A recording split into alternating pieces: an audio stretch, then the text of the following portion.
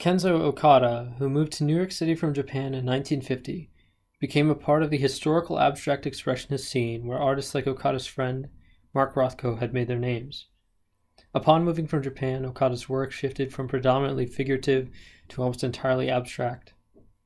Though Okada himself disagreed with the notion that there was a binary distinction between the two, his focus shifted because he cared about exploring his unconscious through painting, as many others did in the abstract expressionist movement, like Jackson Pollock. Personally, I agree with Okada that there is ultimately no distinction between abstraction and figurative work.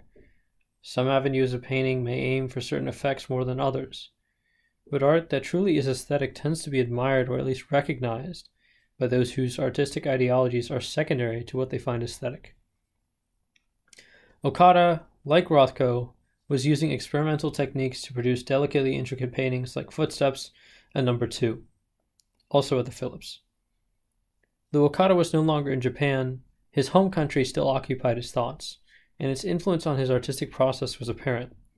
In Footsteps, we see a gracefulness and fluidity that perhaps owes itself to Okada being influenced by Zen Buddhism, which centers on ideas of freedom from attachment and transience of form. There was also the influence of nature, with a subdued palette and earth tones. In Footsteps, I see nature from an Eastern perspective. The fleetingness of phenomena shines through Okada's ability to make his forms seem as if they're floating.